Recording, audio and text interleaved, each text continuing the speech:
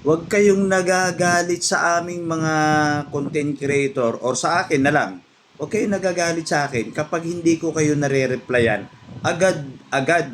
Unang-una, hindi nyo ba alam na baka maraming ginagawa? Hindi nyo ba alam? Siyempre, hindi po ako nakaupo lang sa isang lamesa ng 24 oras kagaya po nito.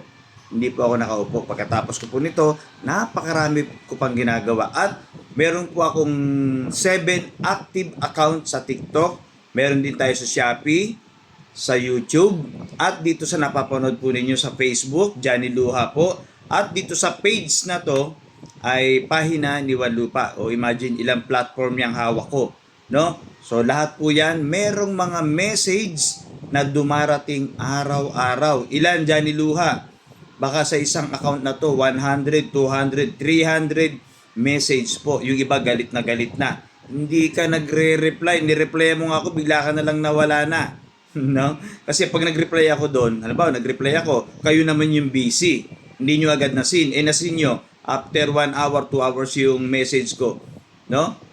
Pag-reply nyo, after 1 hour na nakita nyo yung message ko, ako naman ngayon ang wala na sa bahay o umalis na ako. Ngayon, yung iba nagagalit. Bigla mo ako binitawan eh. Hindi nyo ba alam, pare-pareho tayo may ginagawa. Kaya, sana naiintindihan ninyo, no? Huwag kayong basta-basta nagagalit sa mga content creator or kagaya namin, kagaya ko, pag nagpapaturo kayo.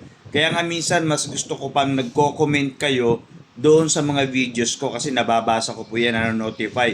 Kumpara pag message, ng personal message nyo sa akin, swertihan na lang talaga pag yung nagbabalik-balik, hindi ako busy, nagbabalik-balik ako ng mga message. Sa dami po ninyo, sabihin na natin, 100 kayo nag-message ngayong araw na to. Hindi lang naman isang tanong yan. Pag nagtanong yan, may tanong pa uli yan. No? Sa isang tao pa lang yun, maraming tanong yan. So ilang oras nang kakainin ng kakatanong. Lalo na po pag connection ng crossover. Napakarami pong connection yan. Hindi lang po natin kayang palitan tayo ng message para i-connect ninyo. Mahirap po sa chat magturo ng actual, no? Yung sabi natin, crossover, paano i-connect to? Paano pipitin? Di ba, kada reply mo yun. Talaga, paano ubos na ang oras mo sa dami ng ginagawa mo?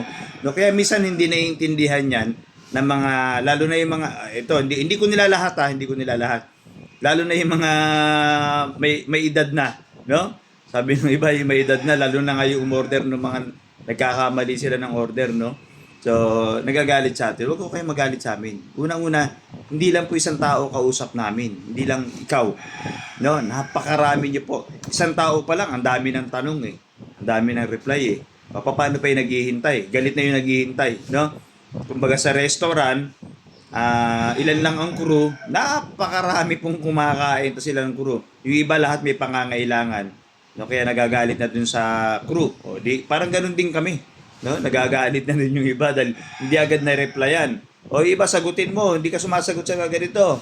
Bila ka na lang ganyan. So, nagigets po ba niyo ibig kong sabihin? No? Una-una baka akala nyo ikaw lang kausap ko, isang tao lang kausap natin. Hindi po. Napakarami nyo po.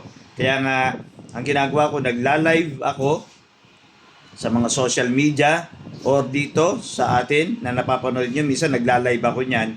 Pag nag-live ako niyan, pwede kayong magpaturo actual. I-ready po ninyo yung mga gamit ninyo. Lalo na po pag crossover ang pinag-uusapan sa mga audio. Kasi pag sinabi crossover, ang dami pong pipihitin. Ang daming i-connect. Ang dami pong tanong. At yan po ang maraming connection po yung crossover. Okay lang kung isang amplifier, isang audio mixer. Okay na. Di ba? Output, papunta ng input ng amplifier, integrated. No? Ganun lang setup, tapos speaker, okay na. Hindi kagaya pag crossover, may maximizer, may equalizer, may mga 4 na amplifier. Marami po talagang connection. Kaya, hindi po kaya yan ng isang chat lang. Ito yung gawin mo. Hindi kaya. At isang tao, napakaraming ang tanong. So, ilang minuto na agad ang mauubos nun.